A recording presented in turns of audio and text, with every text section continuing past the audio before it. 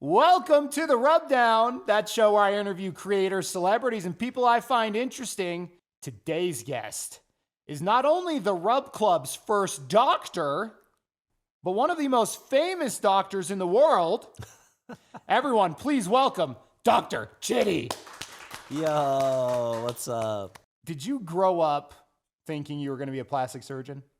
No, not at all. When I was younger, this is gonna be weird. I grew up in Saudi Arabia. I grew up You overseas. did? Yeah, What? yeah, dude. I grew Born up there? No, I was born in Chicago. But Both war zones, okay. Yeah, yeah, exactly. What? You grew up in Saudi Arabia. Your parents were working there? Yeah, my dad's a dentist, so he took a job with the royal family. I actually lived on like a hospital compound. With the royal family of Saudi Arabia. Yeah, man. It was crazy. I was there during the Gulf War.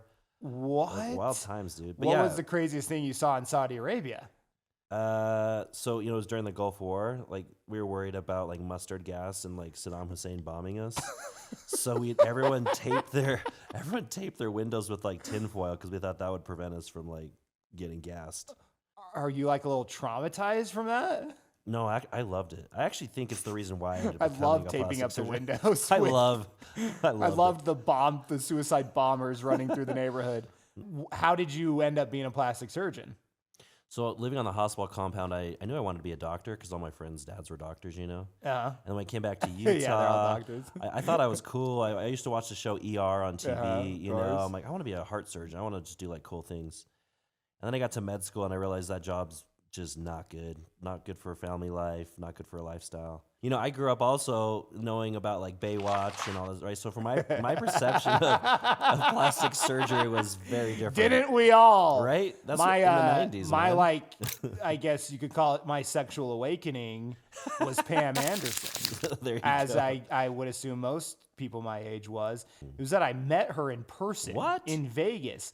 And my dad was Wow. hosting a charity event. She was there. He introduces me. I'm a child. Mm-hmm. And he goes, yeah, this is Pam Anderson. I'm like, what, who gives, whatever. Mm-hmm. And then my mom goes, she is an adult movie star. So what do? I look it up. And that was the start. that was when I found out I was straight. Well, so- Anyway, yeah, that's why I thought, I just thought that's all plastic surgery was breast augmentation and nose jobs. right. Until I got into med school and I was like, oh my gosh, like they do so many cool things. Like I mentioned, hand surgery, cleft lip palate, breast reconstruction. I mean, just like everything. It's such a cool field. Do you really think more moms in Utah need more fake boobs? More? Do you think we need any more of that out of the moms here in Utah? I mean, it's definitely a thing, right? I think culturally it's a thing here. We're such a small community. Yeah. And I know, I know right away when there's like a group girls' night because all of a sudden I'll get like 20 new followers and they're all friends. And I'm like, all right, well, someone probably showed their breast to somebody. They had surgery for me. You just know. But, at the end of the day, for me, I love just educating people and letting Yeah. them know, like, hey, it's an option for you. And if you want to do it or not, it's up to you. I don't care. Who has the greatest boobs of all time? Guy or girl? Who's all time? Gender fluid question. Are you asking my opinion or objectively? just Proportionately? sure, yeah, scientifically. My wife might watch this. I got to be careful. So maybe your I wife. would say my wife. There we go. Actually, I would say that. I'd tell patients that. Really? Yeah. Okay. And I will say this, it's way less taboo than it was 10 years ago. 100%. Right? Like I remember growing up in my, you hear rumors in the neighborhood, oh, Janice got a boob job. Now it's just like, you just did it. It's just out in the open. Everybody knows it. Has business gone crazy? Like since then, has it been like an exponential growth as the taboo has gone down, the business has gone up, or has it always been everybody's doing it? No, I totally think it has gone up. Like when I first moved here to Utah in 2018, so I've been here about 8 years. I agree. The stigma and the taboo was much more, especially in Utah, And I've watched it, like you said, exponentially grow, especially during COVID. Like that's when my practice started pretty much. And it's just blown up since. Like it's never stopped. And we have, 4 surgeons now? We have 4 more we just hired. We have 8 surgeons in our 8 practice. surgeons? Yeah, in 6 years. Wow. Okay, we're going to play a game. Okay. I'm going to have you blind rank surgeries. Okay. Okay, so you know how this works. I'm going to say a surgery. You're going to say where it ranks. Okay. 1 being the best, 10 being the worst. You don't know what comes next. You ready? Okay. Hair transplant. Ooh, 3. Oh, the butt cheek. LASIK surgery. Oh, I've had it done myself. I would say 4. 4. Yeah. Liposuction. I'm going to say 5. Okay. Rhinoplasty, nose job. Well, depends on the person. 6. Depends on the person. Here's what I want to I'm say saving about the nose top 2. jobs. Yeah. I love nose jobs. Like, if somebody's got a nose, you knows they got a nose. You knows. And then I feel like nose jobs make a person immediately attractive. Am I wrong? Oh, no, it's crazy what it can do for someone's confidence or just profile, you know? Breast augmentation. 7. Really? Yeah. Not number 1. No, I'm saving number 1 for when I can For the next one. eat probably. BBL. No, that's going to be 8, bro. 8. 8. Knee replacement. Okay, Ow. we'll say 2 because I haven't used 2 yet. Okay. Function. These are getting Thinking of crazier. function. C-section. I mean, I used them all. What I do? You got 1. I think you got, 7. It's either a 9. Let's say 9. 9, really? So you'd rather just it go wait? Okay. Organ transplant for the last one. Okay, 1. 1. That's 1. Okay. I was saving tummy tuck for Dr. 1. Chiddy. Oh, tummy tuck. I wasn't on the list. But organ transplant very important. Okay, tell me about BBLs. I mean, you know, if you look nowadays, yeah, they used to be way crazy, even a few years ago, like in Miami and Florida. Yep. And people were dying from it. One, because Dying? Well, yeah, because people were injecting fat into the butt muscle, into the glutes. Okay. And so that's changed completely. I mean, I use ultrasound. We see exactly where the fat goes. We stay out of the muscle. Very safe. And when you're out in public, is your subconscious constantly scouting who's had work and who hasn't? You know, when I first came out of training, yes, because I think I was still like learning how to like analyze and like study people. Uh-huh. But now I don't. Have you ever had to turn down patients? Yes. Is that a yes like all the time? I wouldn't say all the time. I think my social media has really helped filter out a lot of the kind of the strange stuff that I don't want to do. But some Okay. people will get through. If it's like, hey, I want a double stack breast implants, or I want 1500 cc silicone, I'm like, I'm not your surgeon. You know, like that's just, I don't align with that. But I'm sure there's plenty of surgeons that would, you know? What's the craziest thing someone's asked you to do? Okay. HIPAA? I had a patient who lost a bet. He lost a bet in Vegas What? and had to get breast implants. So I don't know. What? Yeah, I don't know who put them in, what surgeon did that. And Wait. he had them for a long time. He's like, I think I want to get them out now. What? Yeah. A dude. Yeah. I mean, was he was he trans? Was he No, just a dude. a dude just had a lost- boob job? Lost a bet, yeah. And he had him in for how long? A long time. Are we talking weeks, years? No, like over a decade. You get comfortable with them. A dude had boobs in for 10 years. Like, and then were they like perky? Were they nice? Like he's just that's rocking partially them? why he kept them. He's like, I just like the feel of them. Dude, he had to have done something so messed up. So that he had to have been what? And so you took him out? No, he never came back. I think he decided to keep them. I am so confused at how this happened. Do you talk about the financials of your business publicly? Yeah. You do? Well, I don't go online and say it on my page, but Sure. I'm open to Okay, it. I've got some questions. Yeah, Feel sure. free to answer what you're comfortable with. Because, Yeah, sure. I'm a business guy. I own a Yeah. company. So, like, I look at the data and things. For sure. Do you know the average order value of a customer? Like, what's the average somebody spends with you? Surgical patients, it's going to vary because anything from breast augmentation to mommy makeover, it can range from anywhere from 10,000 to 50, 70,000, you know. Okay. But and most of our patients are mommy makeovers, mommy takeovers. Which is boob job, tummy tuck. Yeah, usually breast lift, breast augmentation, tummy tuck, lipo. Oh my God. Labiaplasty. And then down the road, they come back, get a facelift, neck lift, right? So there's probably kind of like oh my gosh. No, okay. What was I saying? By the way, guys, Dr. Chiddy walked in. First thing he said was, "You better go really hard on I me." think I'm like snotting on the camera.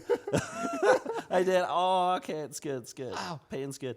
What was I saying? Yeah. So, but most of the repeat customers are like on the spa side, right? They're getting Botox, fillers, and those, because those only last 3 to 6 months. So they come back all the time. Okay, what did I'm still on the financials while you're getting ripped into my calf. Has she got the bar on your calf? Yeah. Yeah.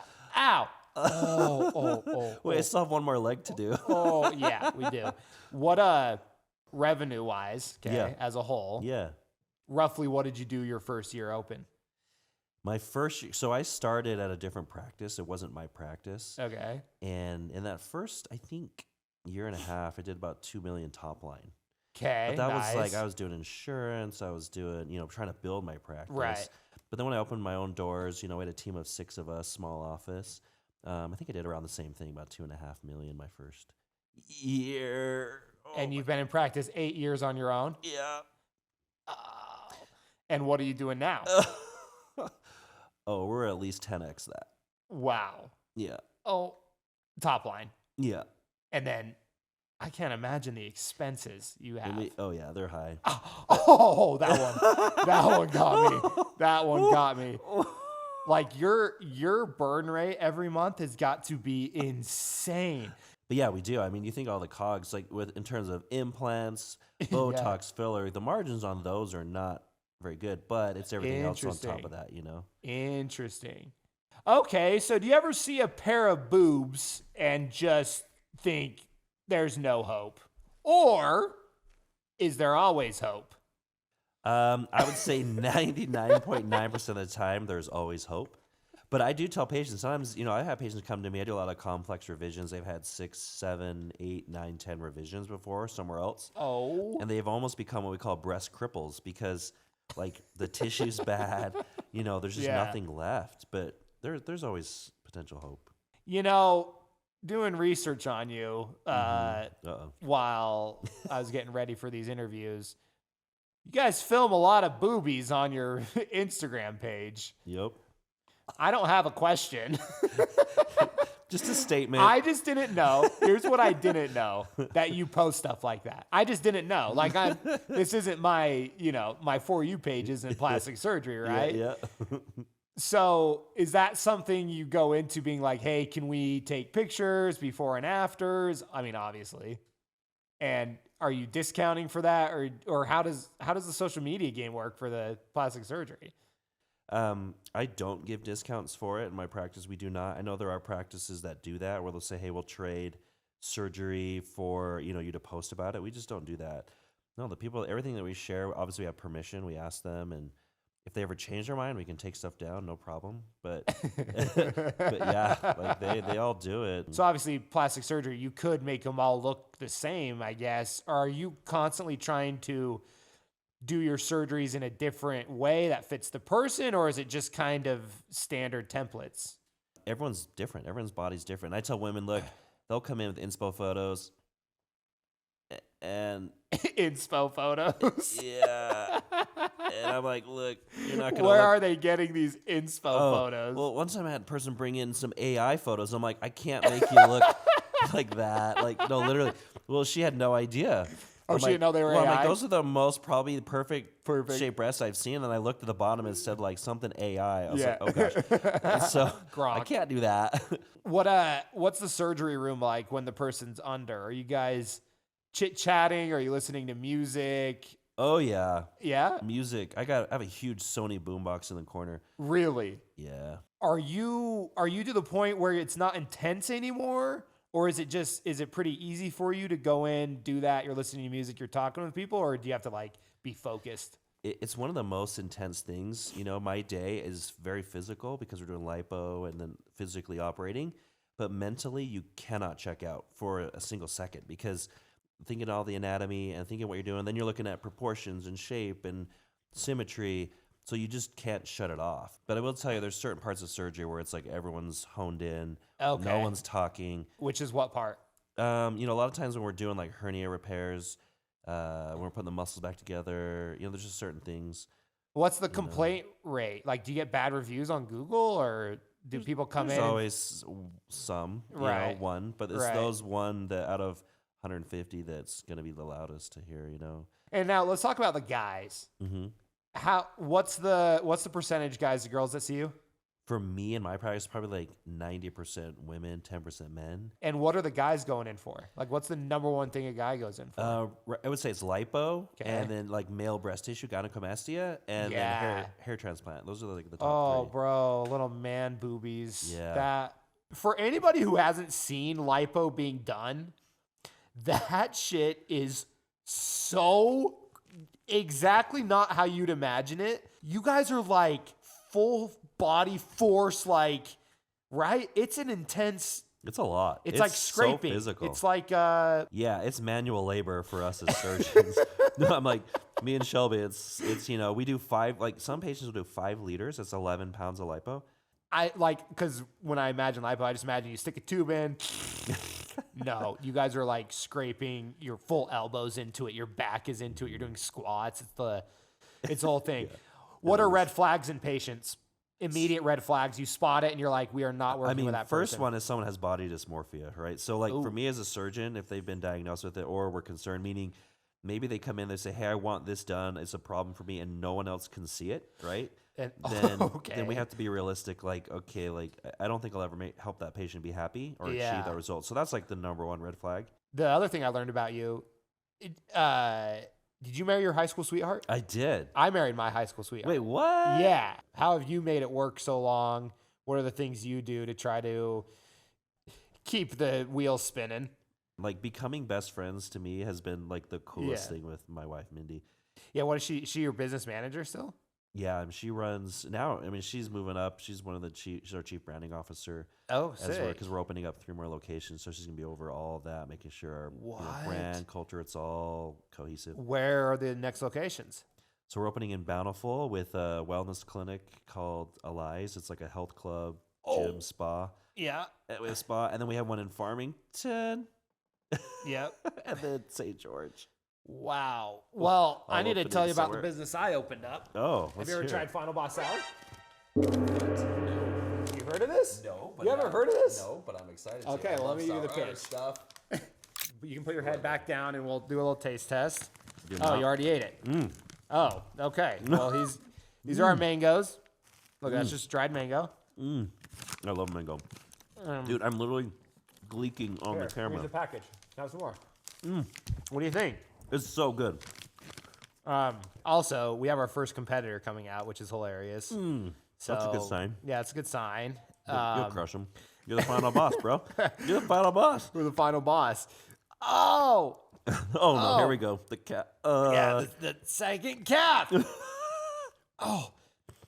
Can't tell if Okay. I'm crying from the sour candy or the massage. Ow. Yeah, I can't do the calves very well. You're still just going to town on those. I'll send you home sometimes. Dude, they're good. How has religion affected your business, or has it? I feel like the tabooness, the taboobiness, the tabooness of plastic surgery comes from where? Well, the it's religion, religious, the culture of Utah. Yeah. And you've kind of said, nah, screw that. We're giving everybody boobs. We're giving them all boobs. Relief Society. Ow! Oh! No. You know what's interesting, though, is that I've actually had a lot of support for what I do. Not saying, like, oh, go do boobs, but, like, hey, like, there's no problem with what I do in the church. Like, I've talked to leaders about that specifically. Really? Yeah, You asked? But they're actually very supportive. There's, like, a bishop in the next... They're like, no, we love what you do, man. Do more of it. We love it. Hey, here's what I'll say. Oh. Right? I had double jaw surgery. Yeah. Very big cosmetic surgery. Yeah. Changed the whole structure of my face. Yeah. I will say I am immensely more confident. Mm-hmm. The second my face stopped swelling, I'm like, all right, it's time to be a content creator. Bang, 10 million followers. Dude, and you're crushing it. I love it. I pretend. But see, I love that. Look what it did for your confidence, you know? Yeah, exactly. So That's to me, insane. if you want to get that nose job, if you want to get that, boob job, you want to get that six pack, you want to do those things. I'm like, do it always, especially if you ugly. If you ugly, go to Dr. Chiddy. Can I do your ads? Yeah, you want to do my marketing, bro? If you ugly, go to Dr. Chiddy today. Hey, thank you so much for coming on the Rubdown, Dude, Dr. London. Chiddy. This has been You're awesome. And everybody, please welcome Dr. Chiddy to the Rub Club. Yay! Thank you. You guys are awesome. Oh, Great massage.